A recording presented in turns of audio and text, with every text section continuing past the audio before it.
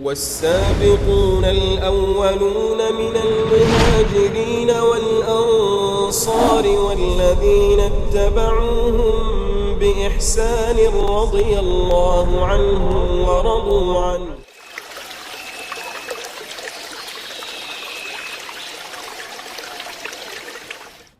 طيبا مباركا فيه ومباركا عليه كما يحب ربنا ويرضاه.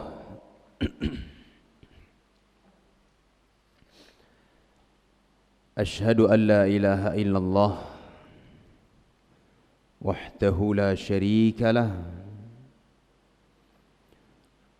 وأشهد أن محمدا عبده ورسوله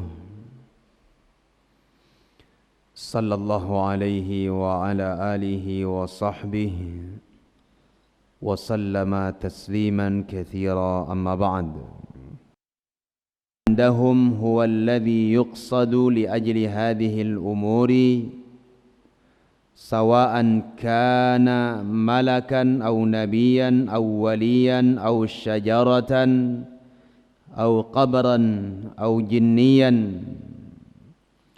ولم يريدوا أن الإله هو الخالق الرازق المدبر، فإنهم يعلمون أن ذلك لله وحده كما قدمت لك. Perhatikan,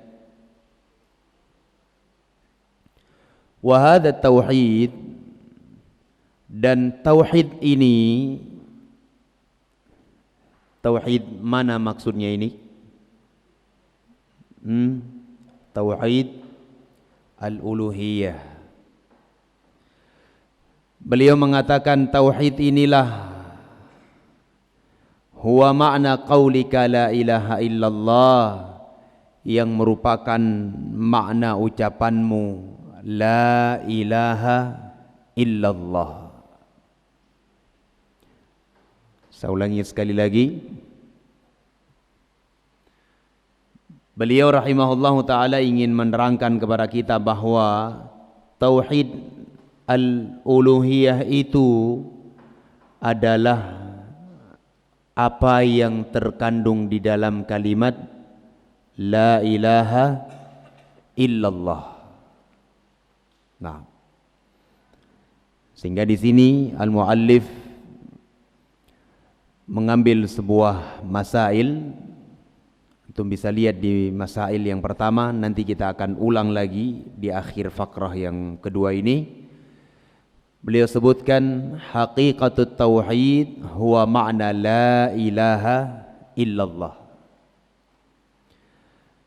Hakikat dari tauhid itu adalah makna la ilaha illallah. Itu hakikat tauhid yang sesungguhnya. Hakikat tauhid yang didakwahi oleh para nabi dan para rasul secara keseluruhan adalah makna kalimat la ilaha illallah. Apa itu makna la ilaha illallah? Hendak ya Safwan, la ma'budah bihaqqin illallah, tidak ada sesembahan yang berhak diibadahi kecuali Allah. Dan kita telah terangkan tentang definisi tauhid al-uluhiyah. Apa itu tauhidul uluhiyah? Apa definisinya? Anta al-uluhiyah, definisinya apa? Mengesahkan Allah Azza wa Jalla di dalam perkara ibadah. Sehingga makna la ilaha illallah itu adalah tauhidul uluhiyah. Tauhidul uluhiyah itu adalah makna dari kalimat la ilaha illallah. Bisa difahami ya? Nah, qala fa innal ilaha indahum, lalu beliau mengatakan karena makna ilah di sisi mereka yaitu di sisi kaum musyrikin, huwallazi yuqsadu li ajli hadhihi al-umur. Makna ilah di sisi mereka kaum musyrikin adalah ia yang segala urusan tersebut dimaksudkan kepadanya. Jadi beliau rahimahullahu ta'ala ingin terangkan kepada kita makna al-ilah, sesembahan menurut kaum musyrikin. Jadi menurut kaum musyrikin, yang namanya ilah itu adalah yang ditujukan, yang dimaksudkan segala perkara. Itu ilah menurut mereka. Ya. Sawa'an kana malakan au nabiyan, baik berupa malaikat au nabiyan atau seorang nabi, au syajaratan atau sebuah pohon, au qabran atau sebuah kuburan, au jinnian atau jin. Nah, setiap sesuatu yang mereka maksudkan keinginan mereka, yang mereka jadikan hal itu sebagai perantara antara mereka dengan Allah Azza wa Jalla, nah ini adalah ilah menurut siapa? Menurut kaum musyrikin. Nah, qala walam yuridu,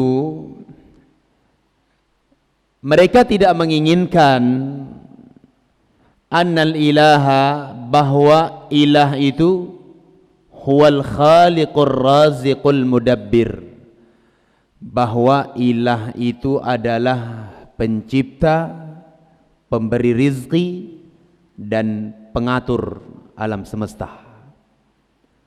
Nah, ini orang musyrikin tidak maksudkan ini dengan makna ilah. Mengapa demikian? Fa innahum ya'lamuna anna dzalika lillah. Coba Syekh mengatakan, ya, dikarenakan mereka mengetahui fa inna dzalika lillah, bahwa seluruh hal tersebut, menciptakan, memberi rizki, mengatur, ini semuanya adalah untuk Allah subhanahu wa ta'ala semata, kama qaddamtu laka, sebagaimana aku telah sampaikan kepadamu sebelumnya. Jadi di sini ada dua hal. Di dalam alinea ini ada dua poin pembahasan yang disebutkan oleh Syekh. Yang pertama, hakikat dari makna tauhid. Ya, hakikat dari makna at-tauhid. Apa itu tauhid? Yang diinginkan di sini, tauhid adalah makna dari kalimat la ilaha illallah. Yang kedua, yang diinginkan oleh Syekh rahimahullahu ta'ala di dalam alinea pertama dalam fakrah yang kedua ini adalah beliau ingin jelaskan kepada kita makna al-ilah indal musyrikin, makna al-ilah di sisi kaum musyrikin. Apa makna ilah di sisi kaum musyrikin? Indak ya man as'al, yang belum ana tanya. Anta, apa pengertian al-ilah di sisi kaum musyrikin?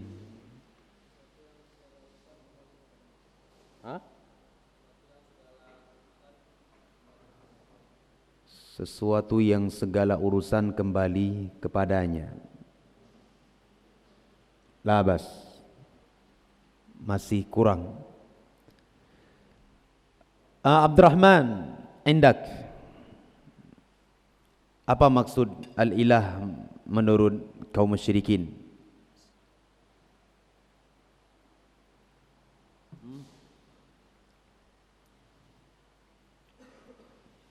Baru aja kita jelaskan. Apa?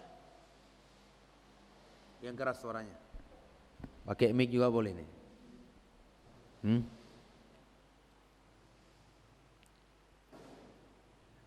Ada di situ enggak? Iya, tadi saya baca kan? Tidak ada kitab. Sultan Said Akhak.